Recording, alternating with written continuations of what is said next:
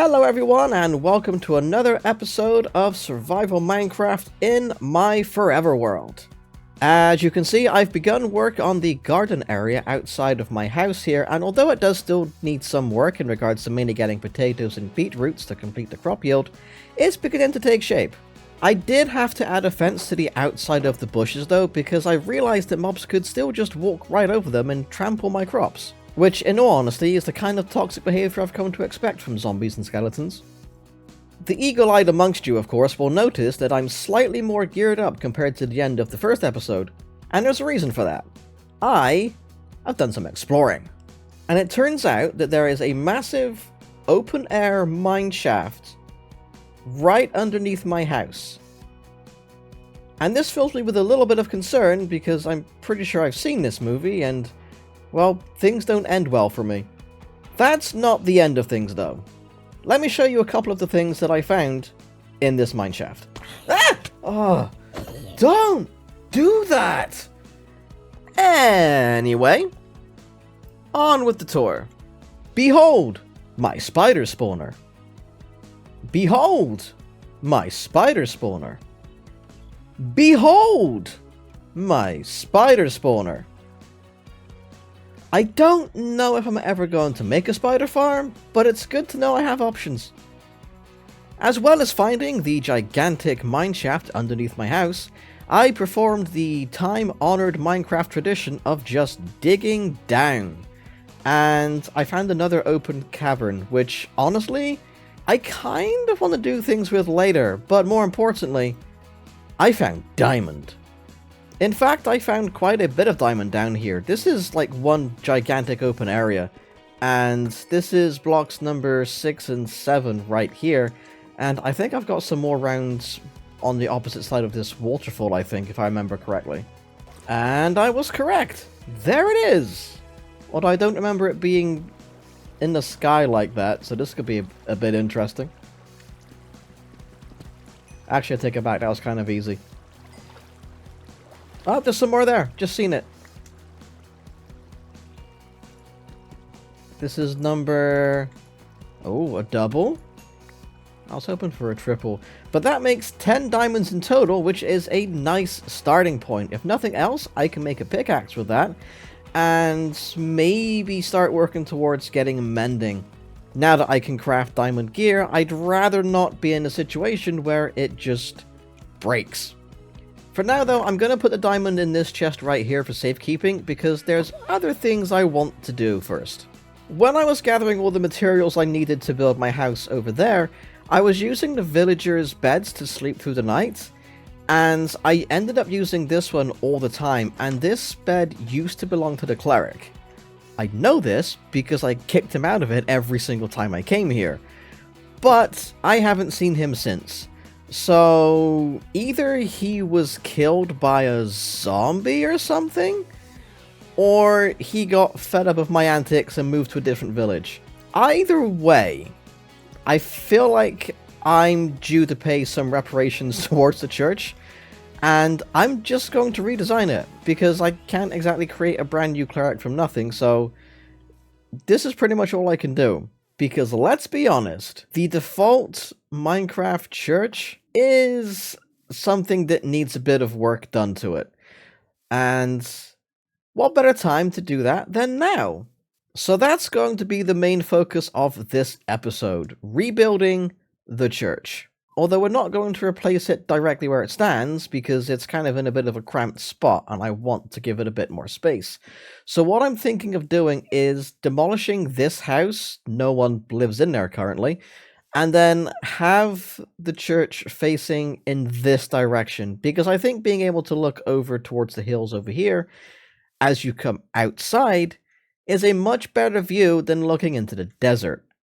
And then, of course, once the new church is built, I can just take the old one down and then maybe smooth out this transition from this point here to that point there, instead of it being just a sudden drop and then it rising up again.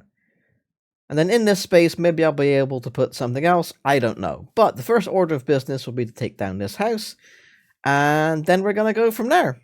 Unlike when I built my house, however, this time I'm not going to freestyle it. I actually have a plan for what I'm doing. Want to see what that plan is? See you on the other side.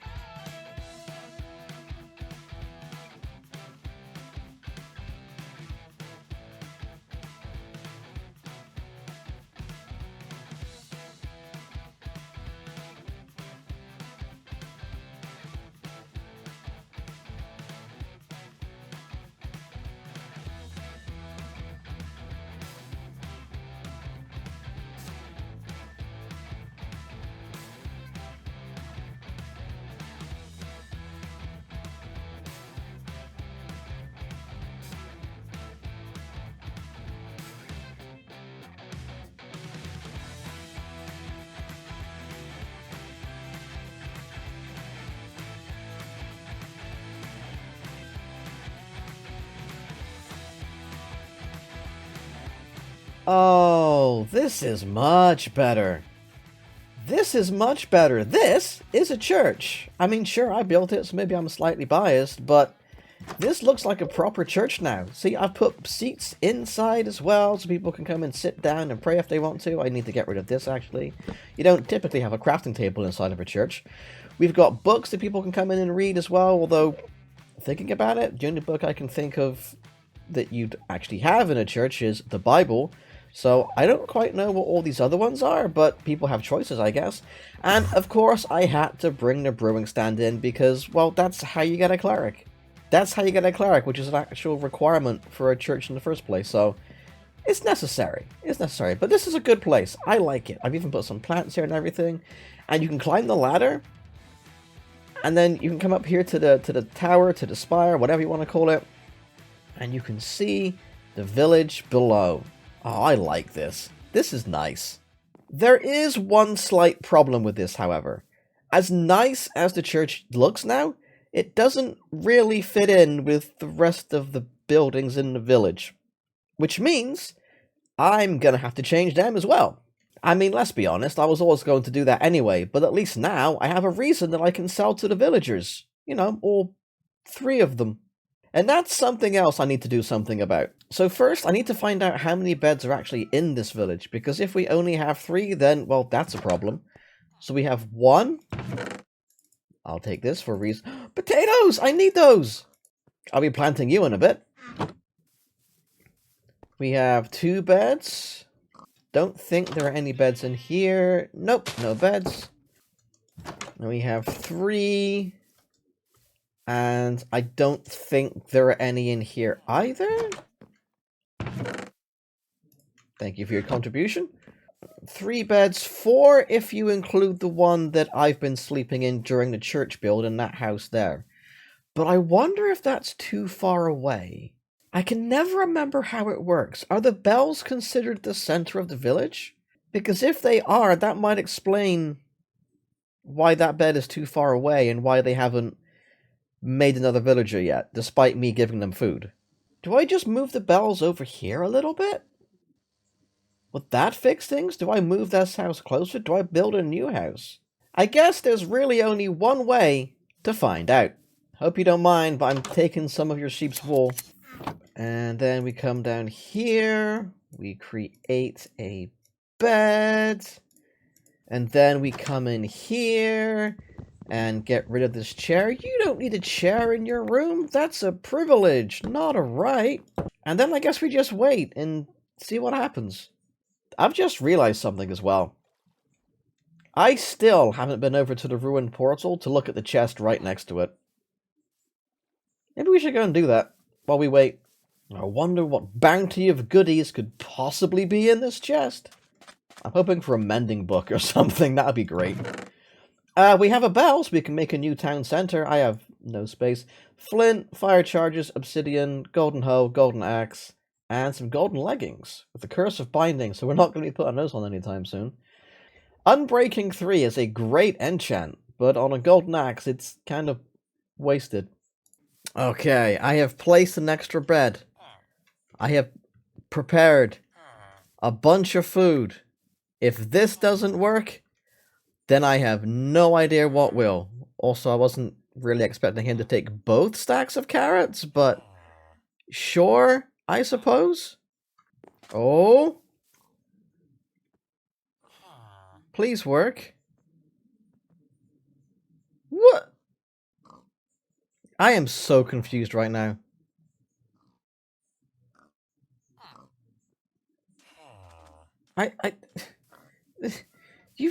There's food. There's a spare bed. I don't understand. Maybe the bed was too far away from them? Maybe that's what it was? Maybe if I just put the bed down here by the meeting area, that'll do it. I don't know. At this point, I'm all out of ideas because they've got enough food. There's a spare bed. In fact, do you know what? Just to try and increase the chances of this, I'm going to take this bed. And I'm also going to put it right next to the meeting area, to the central zone. I'm going to have two beds, one over this side. In fact, I'm going to put this one here.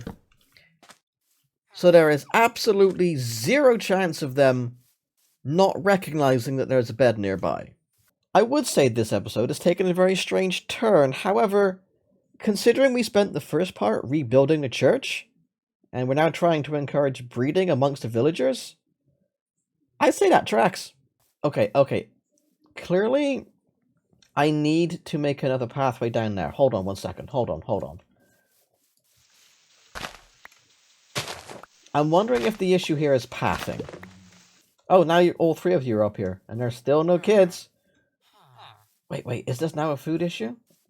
Wait, oh, hold on. Let me do this. Am I in the way? Sorry. I'll leave. I'll leave you to it. Pretend I'm not here. Pretend I'm not here. Okay, well, whilst they're doing whatever they're doing, I'm just gonna go ahead and make a new pathway down here because I think that's gonna be the best thing to do. There's clearly some sort of pathing issue that they're having. So maybe this will actually help. I don't know. See, now you're stuck. How are you getting stuck? There's a block there. Okay. Is this going to be a success? Can we at least stop being weird about the villagers today, please? Please. Was it? I didn't see the storm clouds. I can hear a tiny voice. Finally. After all that effort. Okay, next order of business, because we can't have you sleeping outside. So, we are going to do the responsible thing. And make sure that the child, the way, has a bed that's indoors. And we're going to have to come over here, of course, and get rid of this bed as well. Just in case they've latched onto this. So, there we go. In fact, can I just put another bed in here somewhere? Is this your bed now? I don't know. Alright, you know what? 2 beds in here. That's fine. That's fine. Affordable housing? No. Cramped housing? Yes. All that I hope right now is that when that baby villager grows up, they become a farmer so they can start taking care of this all by themselves. Although, thinking about it, maybe I should change this for carrots or potatoes or something, because at least with those 2 crops, they can feed the other villagers, and then they can take care of their breeding problem themselves without me getting involved. Because that felt weird. And I think that will just about do it for this episode. In the next one, we're most likely going to be updating the rest of the village, building a few more houses in general, and just making the place look good. But until then, I hope you've enjoyed this. Thanks for watching, and I will see you next time.